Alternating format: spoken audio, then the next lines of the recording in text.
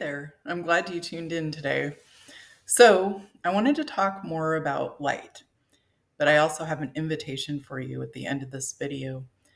So, we were kind of talking about how light affects our day, and I wanted to get more into that. I've actually been reading this really great book. I just started reading it. It's called Living Light by Carl Ryberg. I even got it from the library, but I might buy a copy because it's so good. Let me read you something out of here. Actually, I'm going to also start with a scripture because this is a good one. I'm going to read from the Passion Translation, and this is John chapter 8, and it's verse 12. Then Jesus said, I am light to the world, and those who embrace me will experience life giving light, and they will never walk in darkness. That's pretty cool. So, here we go with Carl Reiber. He's talking about basically circadian biology, which is only recently understood. I think it was 2017 that the Nobel Prize was given to three scientists who basically discovered the science of chronobiology, is what they called it. And in essence, what this is from the book, in essence, every cell has its own inner clockwork mechanism where ratios of cellular molecules pulsate back and forth in chemical oscillations. The semi-stable rhythms are called circadian. The Latin word means circa, one day. These rhythms literally float around, and the enormous numbers of loosely linked biological reactions need firm coordination or they will quickly create havoc, like a band of amateur musicians without a competent conductor. And the conductor of the cellular jam session, keeping trillions of reactions in sync, is our old friend, the sun.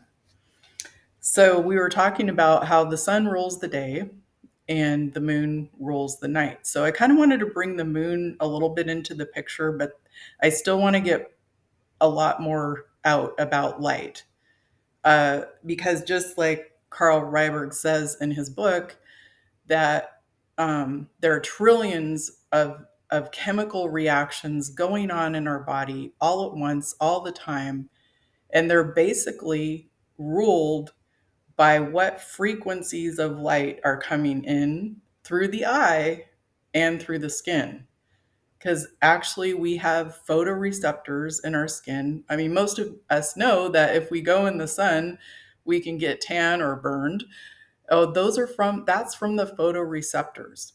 And so the melanin in our skin that will turn our skin darker in the sun, it actually works like a semiconductor, which, if you know anything about electricity, it basically means that it harnesses electricity. So in this case, it's harnessing all of your melanin, is harnessing the energy from the sun.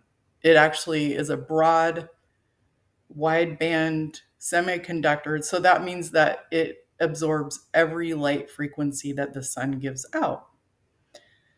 Well, actually, in addition to our skin, we have melanin stored in our retina, in our eye, and also in our nose and in our ears and in our brain and more places in the body. But we'll just stick with that for now because I don't want to freak you out too much. But what's going on is we need light to function because our biology functions by light. And so the melanin does its job by storing it. It's like, think of your skin and your eyes as solar panels. Well, what happens when you get light into a solar panel? Where does that energy go? Well, if you have a solar system, it goes into a solar battery. Okay, so the melanin is sort of like the storage. And then as we need light to function, there are two ways we can get it even without sunlight. One of them is that our melanin will release the light so that our chemistry can function. The other one is that our mitochondria themselves, they only do this in the dark, but they will release UV light.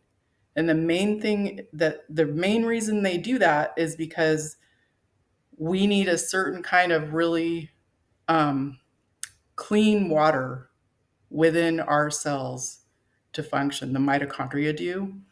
And so they use the light to split water, and that clean water that's in our cells, it splits and it becomes like a battery inside of our cell. It's like it basically becomes dipoled. It's a positive end and a negative end, and this is how our cells can have energy to function. Anyway, I won't get too much further into that because what I really wanted to get to today is that on Sunday, there's this group called Quantumly, and they have been working on understanding this chronobiology, the circadian rhythm. And I actually got a chance to talk with one of them a little bit online recently. And this to me is so exciting. They just put together this free educational program, and they're advertising it like a 21-day CRD, which is circadian rhythm disruption challenge. And all it is, there's no cost. And all it is like helping people learn how night and day, if we can optimize the timing, because everything is timing, just like Carl Reiberg's talking about. There's trillions of things going on in our body, and if it's not measured right in timing, havoc starts.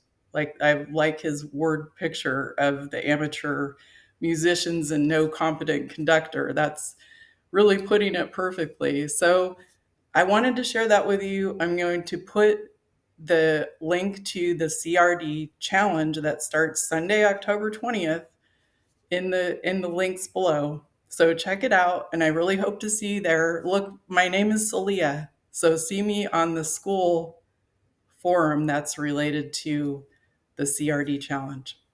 All right, if it's the weekend for you, I hope you have a great weekend. Thanks for tuning in. Until next time.